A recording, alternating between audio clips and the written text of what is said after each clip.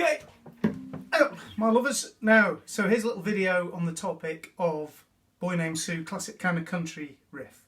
So we'll just look at it in A.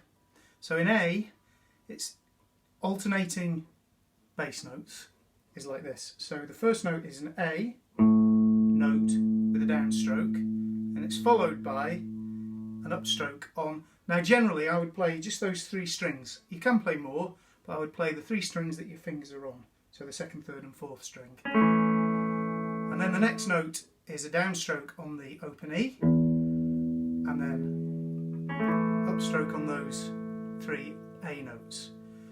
So the whole pattern would be, okay, now damping. So here's the thing. So I've looked at this and I use three methods of damping. Pardon me. So one is palm of my hand there, and between each note and each chord you can damp the whole thing with the palm of your hand. So like that. Now in addition to that, I also just relax the three fingers of my left hand, so it damps those three as well. So it's,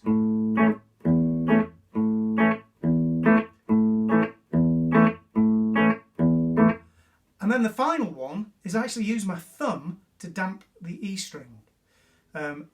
Now, those are all habits. I've been playing so long, those are all habits, and they take a while to get. So I can't really stop doing it, it's just automatic. So you don't need to use all of those forms of damping. To start with, probably the palm of your hand one is the most important, because you can get away with just using that.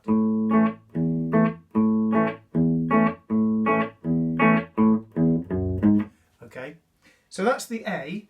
So for the D, it's exactly the same thing, except the bass notes that you're picking are the open D and the open A.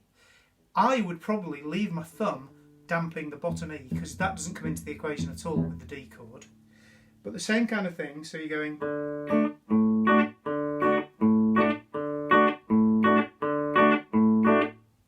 like that, alternating between the fourth and fifth strings on the D. And then on the E, the picking pattern is exactly the same as for the D, but your finger shape has changed. So now you're picking the fourth string, which is fretted at the second fret, so it's an E, and you're alternating that in the bass with the fifth string fretted at the second fret, which is therefore a B. And then you're playing the top three strings as the upstrokes. So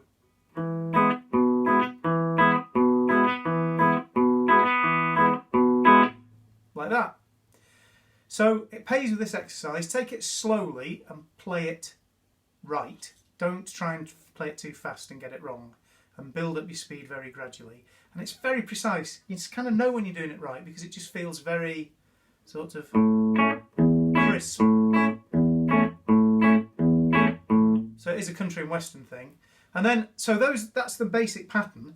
Then of course, if you listen to, I think this is true on the Johnny Cash original, there's a little connecting run. So don't worry about that for the moment, that would come later. But if I can remember how to play it, so the whole thing then goes like this. I